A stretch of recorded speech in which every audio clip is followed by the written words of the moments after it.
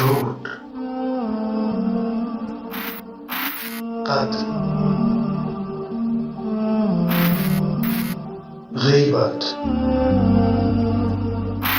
شرک، اس طرح کے اور بھی بڑے گناہوں سے بچنے کے لیے دیکھیے گناہان کبیرہ۔ اعوذ باللہ من الشیطان الرجیم، بسم اللہ الرحمن الرحیم۔ ناظرین کرام، السلام علیکم۔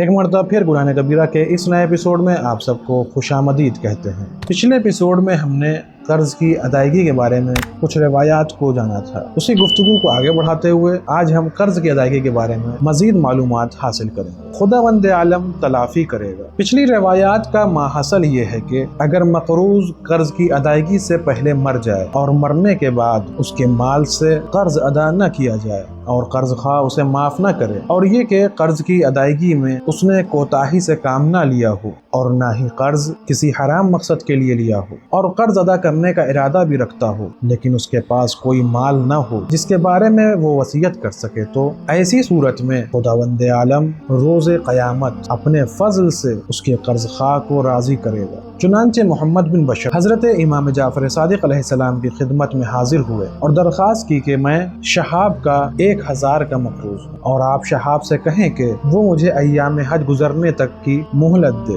آپ نے شہاب کو طلب کیا اور فرمایا، تم محمد بن بشر کے بارے میں جانتے ہو کہ وہ ہمارے دوستوں میں سے ہے، تمہارا 1000 دینار کا قرض اس پر ہے۔ وہ رقم اس نے اپنے اوپر خرچ نہیں کی بلکہ وہ قرض چند لوگوں کے درمیان رہ گیا اور اسے نقصان اٹھانا پڑا۔ اب میں چاہتا ہوں کہ وہ دینار تم اسے بخش دو۔ اس کے بعد آپ نے فرمایا، شاید تمہارا خیال یہ ہے کہ تمہارے قرض کے بدلے میں تمہیں اس کی نیکیاں دے دی جائیں گی۔ شہاب نے کہا، اس سے قبل میرے علم میں یہی بات تھی۔ امام نے فرمایا، خداوند کریم اور عادل ہے۔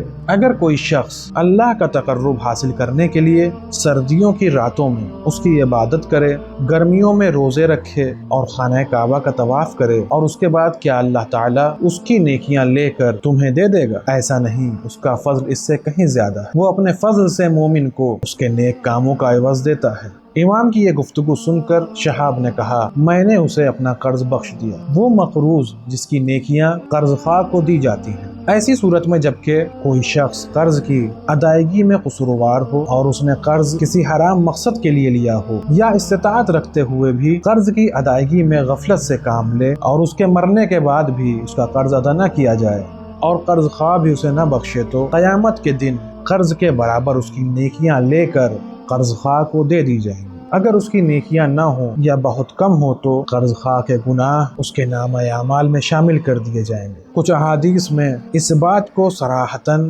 بیان کیا گیا ہے۔ حضرت امام جعفر صادق علیہ السلام فرماتے ہیں، ان اشد ما یکون الناس حالا یوم القیامہ ان یقوم اہل الخمس فیتعلقون بذلک الرجل فیقولون ربنا ان هذا الرجل قد اکل خمسنا وتصرف فيه ولم يدفعه إلينا فيدفع الله إليهم عوضه عن حسنات ذلك الرجل وكذلك أهل الزكاة۔ روز قیامت انسان کے لیے سخت ترین وہ وقت ہوگا جب خمس و زکوٰۃ کے مستحقین اٹھ کر اس سے چمٹ جائیں گے اور کہیں گے، پروردگار، اس شخص نے خمس و زکوٰۃ کا ہمارا حق مارا اور ہمیں کچھ نہ دیا، پس خداوند ان لوگوں کی نیکیاں ان مستحقین کو دے گا۔ اس کے علاوہ آپ نے فرمایا، قیامت کے دن قرض خواہ اپنے مقروض کی مشکلات، قرض خواہ اپنے مقروض کی شکایت کرے گا، بس اگر مقروض کی نیکیاں ہوں گی تو وہ قرض خواہ کے لیے لے لی جائیں گی، اور اگر اس کی نیکیاں نہ ہوں تو قرض خواہ کے گناہ اس کے نامہ اعمال میں شامل کر دیے جائیں گے۔ بہت سی روایات سے یہ بات واضح ہوتی ہے کہ اگر کسی شخص کے ذمے لوگوں کے حقوق ہوں تو اس کی نجات نہیں ہوگی مگر یہ کہ صاحبان حق اس سے راضی ہو جائیں، یا صاحبان حق کے حقوق کے مساوی اس کی نیکیاں لے کر صاحبان حق کو دی جائیں گی، یا ان کے گناہ اس کے نامہ اعمال میں شامل کر دیے جائیں گے، یا پھر اہل بیت علیہ السلام اس کی شفاعت کریں گے۔ तो वो नजात हासिल करेगा। मुआवजा कितना होगा, मुआवजा किस तरह दिया जाएगा, या ये कि हक के मुकाबले में कितनी मकदार नेकी दरकार होगी, उसको खुदा और रसूल बेहतर जानते हैं। न हमारे पास कोई समझने का जरिया है और न ही हमारे लिए इन बातों का समझना लाजिम है। अलबत्ता बाज़ रवायात में उन दरजात का भी जिक्र किया गया है, जैसे हज़रत ने फरमाया कि हर दिरहम के एवज मकरूज की 600 नमाजें लेकर कर्ज ख्वाह को दे दी जाएगी, और अगर 1/6 दिरहम चांदी के हों तो उसकी 700 कबूल शुदा नमाजें लेकर साहिब हक को दी जाएंगी। 1 दिरहम चांदी के 18 चने के दानों के बराबर होता है। गरज के मकरूज का कर्ज अदायगी के बगैर दुनिया से जाना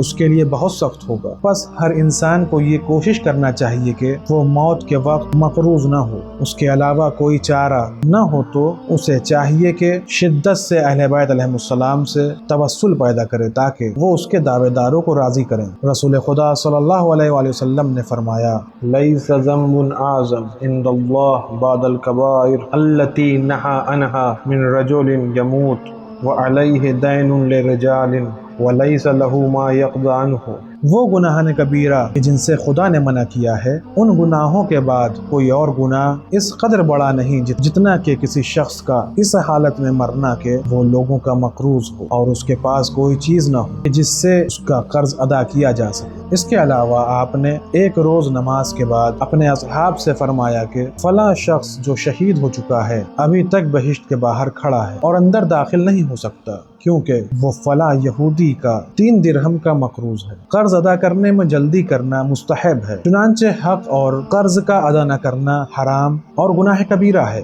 बस कर्ज ख्वाह के मुतालबा करने और मकरूज के मुस्तती होने की सूरत में कर्ज की अदायगी में जल्दी करना बेहतरीन वाजिबात खुदा में से है और इस बारे में बहुत ज़्यादा सवाब का वादा किया गया है।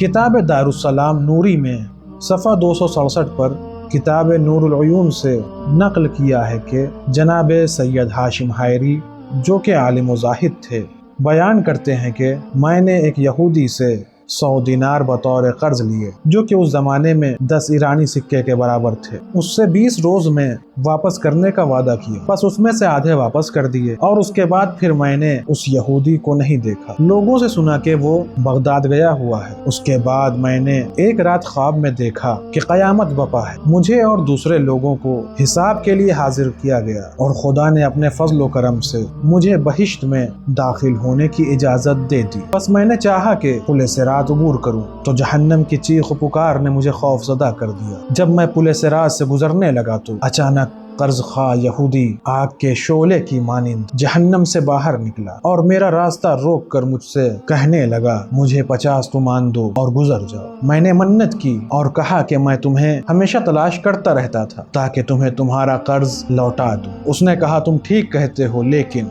जब तक तुम मेरा कर्ज नहीं दोगे सिरात को अबूर नहीं कर सकते हो। मैंने गिरिया उजारी की और कहा, यहाँ पर मेरे पास कोई चीज नहीं जो तुम्हें दूं। यहूदी ने कहा, अच्छा तो फिर मुझे इजाजत दो कि मैं अपनी उंगली तुम्हारे जिस्म के किसी हिस्से पर रखूं। उसके शर्त से छुटकारा हासिल करने के लिए मैं उसकी इस बात पर राजी हो गया और जब उसने अपनी उंगली मेरे सीने पर रखी तो जलन की शिद्दत से मैं ख्वाब से बेदार हो गया और मैंने देखा कि मेरा सीना जख्मी है। उसके बाद उन्होंने अपना सीना खोल कर दिखाया और सुनने वालों ने देखा कि उनके सीने पर शदीद जख्म है और उन्होंने कहा, मैं अभी तक इसका इलाज करवा रहा हूँ लेकिन ये जख्म सही नहीं हुआ। सुनने वाले सैयद हाशिम हायरी की ये रुदात सुनकर बुलंद आवाज से गिरिया करने लगे। आज के इस एपिसोड में बस इतना ही। इंशाअल्लाह अगले एपिसोड में फिर मुलाकात होगी। तब तक के लिए शुक्रिया।